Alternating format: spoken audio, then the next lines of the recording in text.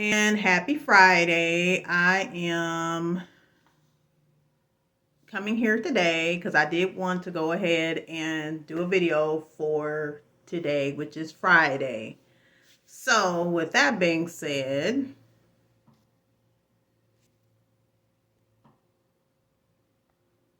I just wanted to talk about narcissism. Narcissism is the psychological and or what have you mental term um, that doctors and therapists use, but in on a spiritual level, that is tied into the spirit of Jezebel. Jezebel, Jezebel, Jezebel. Jezebel is spoken about in the Bible. Ahab married Jezebel, and he pretty much turned completely away from God to serve Baal. With that being said, when it comes to dealing with a narcissist, I kid you not, they will not apologize. So don't you dare look for an apology. They will never apologize. And if they do apologize, it's not meant and it's not sincere. It pretty much will come from a place to make you shut up or make you stay. There truly is an ulterior motive involved when it comes to a narcissist. My term is narc. This video might be part one. This is part one, of course. There may be a part two, there may be a part three. Who knows? Depends on what my phone does while I'm actually speaking, so I'm going to make this clear. If you are, or even, so here's the thing. As men and women, when we are excited about getting into a relationship, having a partner and all of that, we don't look at, sometimes we can see with rose-colored glasses, or the vision's not clear. We desire marriage so bad, desire relationships so bad that we overlook everything else. Your vision becomes more clear when you're in your word, you're praying, you're fasting, you're seeking the face of God, focus on the things of God, and on the characteristics of God. And according to Galatians 5, verse 22 and 23, you want to look for those features in the person that you are either pursuing if you're a man or being pursued by if you are a woman. In addition, never overlook the first thing you want to know if that man or woman has a relationship with God. How they feel about God. Do they love God? Do they obey God? Do they trust God? Do they keep their body pure for God? Or is this just a journey just to get you into bed, to get you into a marriage relationship, to kill for the enemy? Is this a trick of the enemy? Is this person sent from the enemy to kill, steal, and destroy the purpose that God has given you, or even to kill you physically? Because they will do that as well. There's a lot of killing going on, a lot of women killing men, a lot of men killing women, because women want to walk away from the relationship. It's toxic. The man still wants to be with them. She doesn't. She's moved on or not moved on. And some people can't take rejection. I would consider those people narcissists. For example, some people can't take rejection and people are scared to be alone. To me, somebody who's truly being scared to be alone by themselves and is constantly jumping in and out of relationships, I believe that's a red flag. You in one relationship, you back in another one.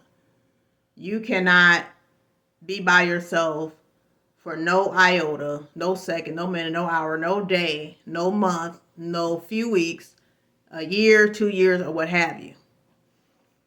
Narcissistic people don't like to be by themselves.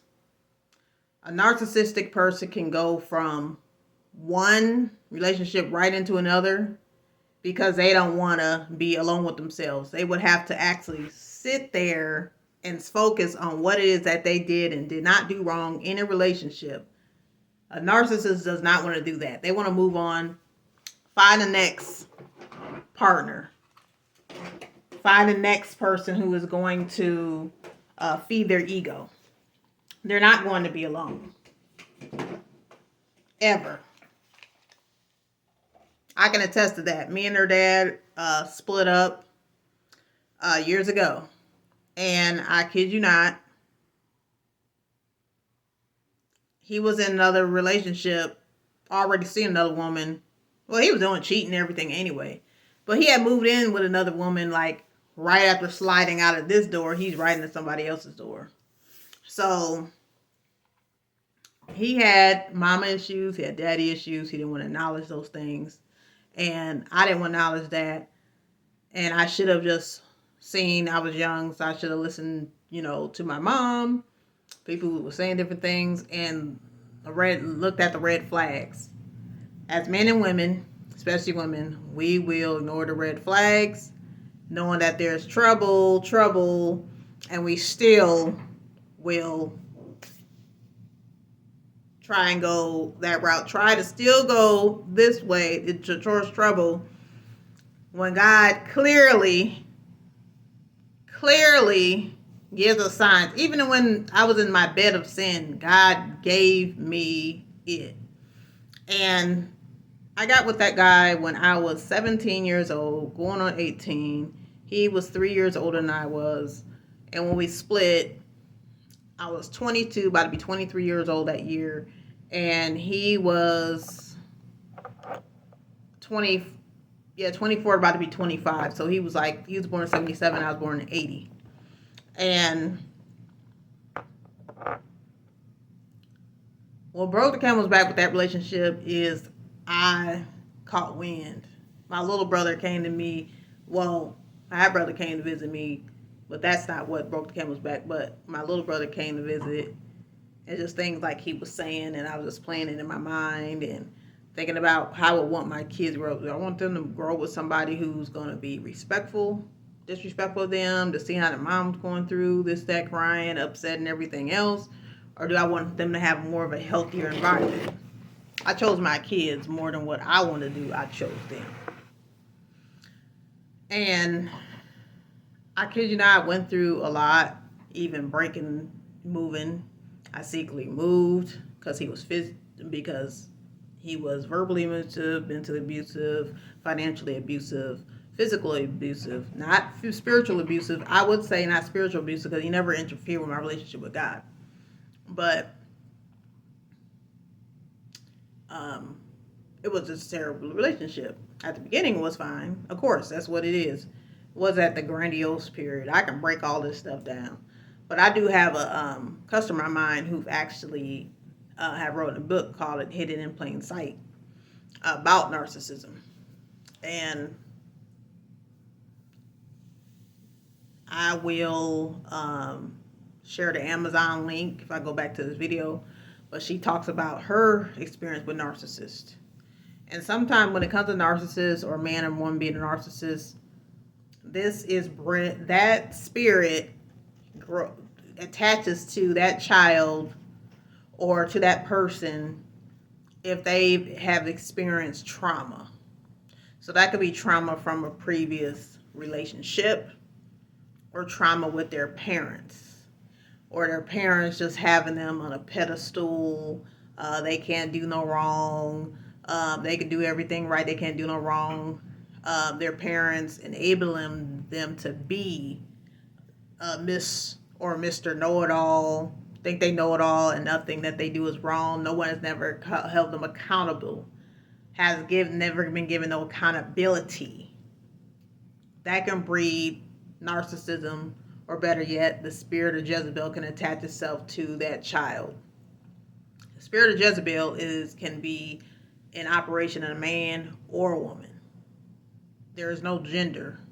So it can attach itself to a child at a young age, teenager, an adult, and so forth. So signs of narcissism, characteristics of a narcissist.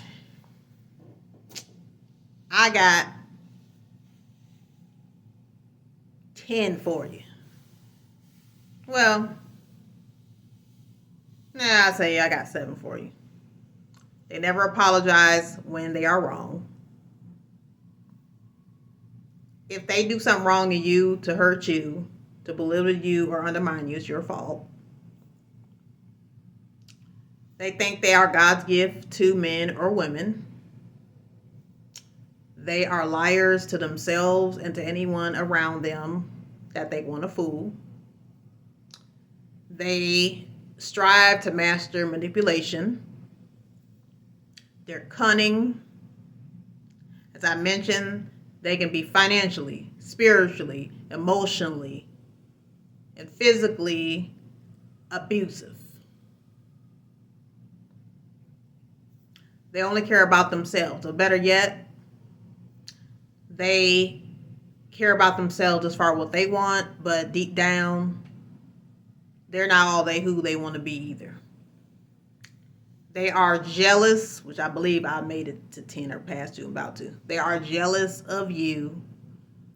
They're jealous of the strength that you have that they don't. They are energy suckers.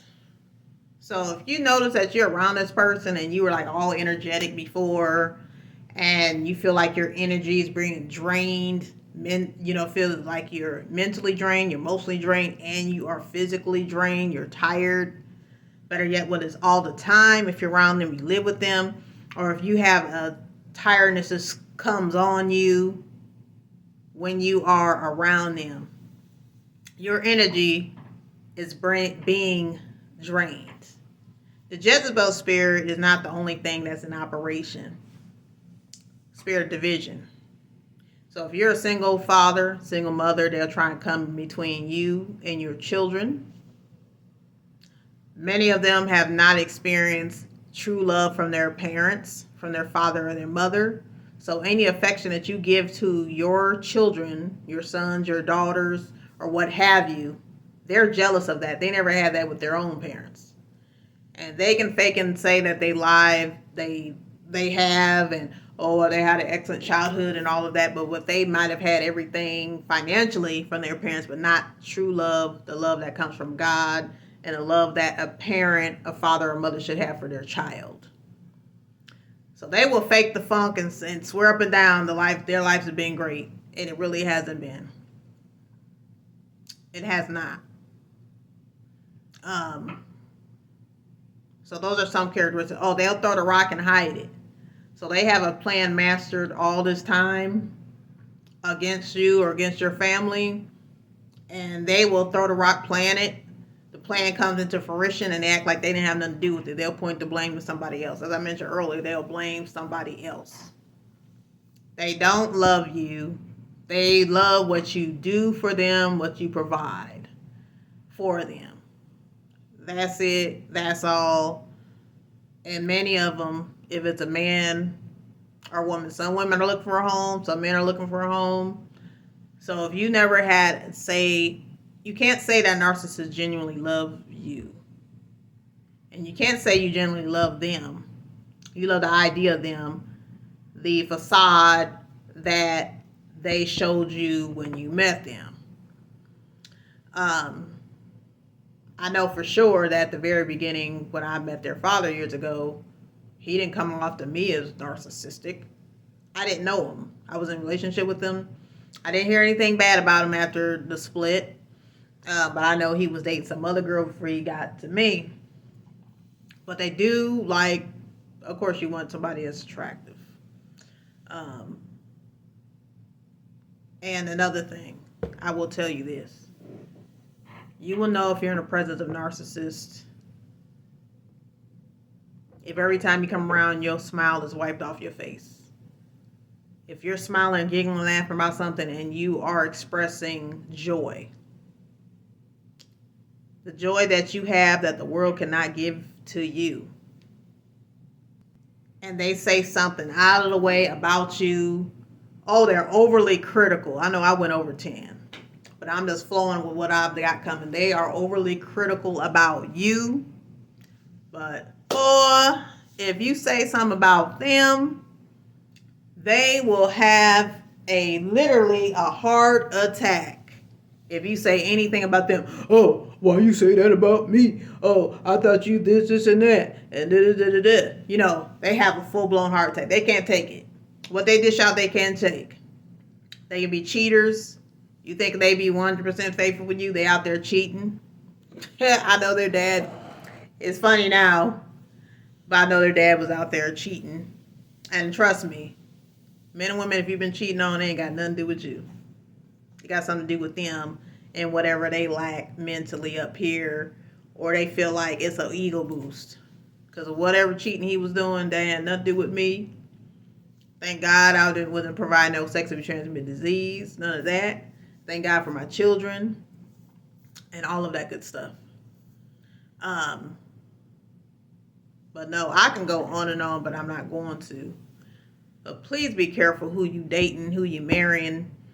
If they ain't sold out on fire for God and they see that your fire is lit like a big, like a, igniting fire, and they got an issue with you praising and serving the Lord, and get them gone. And always people say, oh, but I love him. Oh, but I love her. So what? Bye. God has greater for you. You don't have no time to be dealing with no narc. I call him narky. That's what I say. You don't have no time to be dealing with that. What does light have in common with darkness? Darkness is either going to dim the light or the light's going to dim the darkness. You cannot be unequally yoked. That's just like, well, not me because I'm married, but just like someone marrying an atheist and they're Christian, a follower of Christ. That's ridiculous. You already know the marriage is doomed because they don't believe. I ain't talking about believing in higher power. They don't believe in God, the God that I serve. You don't believe that the God that I serve, the Word of God, you trying to bring me down spiritually, this, that, and trying to keep me away from my purpose and all that kind of different stuff. That's the red flag. And some people, I see on my timeline on Facebook, talking about, oh well, yeah, I've been hearing all kind of different stuff. Racism to me that's narcissistic as well. Nobody has never said that I know, but to me, racism is narcissistic. Saying a better race is better than another race, to me, all races, to me, whatever, red and yellow, black and white, we are present in this sight. I don't care about none of that. But I will tell you, I just came on to talk about narcissism.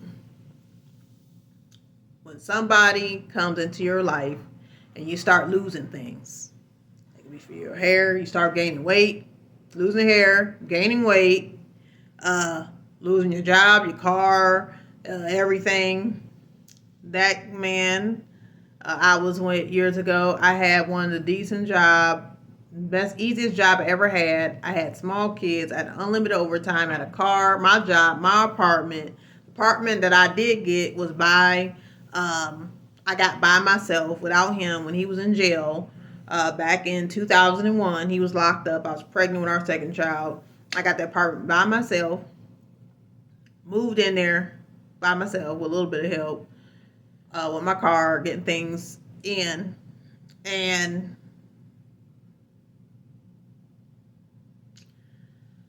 and I never lived in subsidized housing. This was private owner, well, not private owner, but regular apartment like everybody else.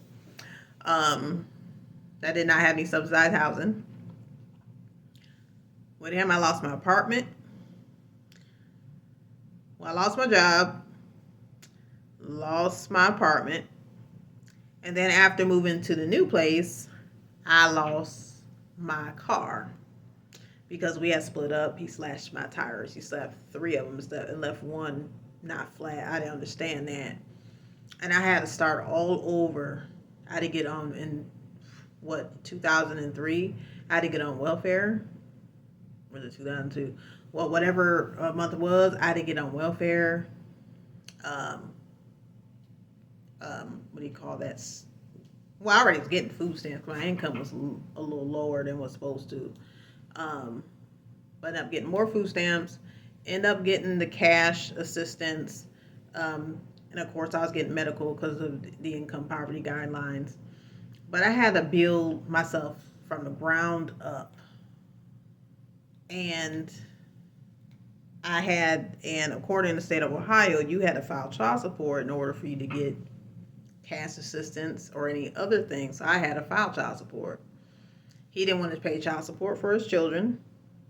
I went to court. They awarded me child support by default. He didn't show up at all. Um, I had to build myself. I had to build myself up, and even then, he was trying to. Um, and I had a civil protection order on him for like 5 years, and I even broke the terms of the order to let him see his children, and he still was trying to make a butt up out of me. But what the devil meant for bad, God will turn around for your good. I remember he actually, I think the police came over and he thought they was going to arrest me. No, they were coming to arrest him. I was like, okay, well, we're about to leave since we can't be around each other. And that was that. And I think I ended up dropping an order since we split up because he was with another woman. So he was terrorizing somebody else. I'm like, okay, I can drop this order. But with that being said, be cautious in who you date. Just because she's sexy, just because he fine, that don't mean that's God's best for you. God has greater. Don't go around tattooing no man or woman's name on your body. It says in the word we ain't supposed to have tattoos. I ain't judging nobody. You got tats, that's your business. But it says in the word we ain't supposed to be carving things into our skin. For our body is a temple of the Holy Spirit that lives within us. Therefore, honor God with our body. That's what the word says. But when it comes to narcissism or a narcissistic individual, they are dangerous. They don't care about you or nothing else. They care about themselves. I've lived with narcissistic individuals before, after that relationship, and I tell you, they don't care about nobody but themselves. I know narcissistic individuals. They'll never take accountability for their actions. They always looking for they trying to look for another fool. That's what they trying to do. But I just want to share that story with you all. Avoid narcissism. Jezebel is a spirit. Narcissist or narcissist is the clinical, psychological, and mental term. So, as I mentioned, be careful who you date. If you are a young, not adolescent, if you are young, you in your 20s and, late teens, grown, early 20s, whatever, and your mother's been through it with a narcissist, please adhere to her advice because she's not telling you nothing wrong. And there's no sense of being a fool. She done told you. And there's no penis or vagina that's worth your soul, your well-being, nor salvation. So I want to bring that to your attention as well. But I hope everyone has a blessed weekend. I'm going to come back with probably part 2 for this. I might not. But if you are one that is actually still dealing with a narcissist and you're trying to get out of a relationship or you've left the relationship and you're trying to recover, I do provide coaching sessions for that. Coaching sessions for couples is $125 at this present time. A single session, and these sessions are an hour each. Individual one-on-one sessions is $85. Those sessions can be provided by phone or by video. So that's not the only service I provide. If you just need life coaching, period, or advice coaching, I do provide those services. So if you need to vent to somebody for maybe about 30 minutes, those sessions are $30. I just want to bring that to attention. But I hope you have a blessed and beautiful weekend. Today is Friday. And this is the day that the Lord still and yet has made, regardless of the evil time that we live in. And we shall be rejoicing. We shall rejoice and be glad in it. But have a blessed and beautiful weekend. And remember, reach out to me anytime at CoachDelilah@yahoo.com. If you have any questions, concerns, schedule an appointment. If you have prayer requests, I'll be more than happy to return the calls to you. You have a great day. Bye.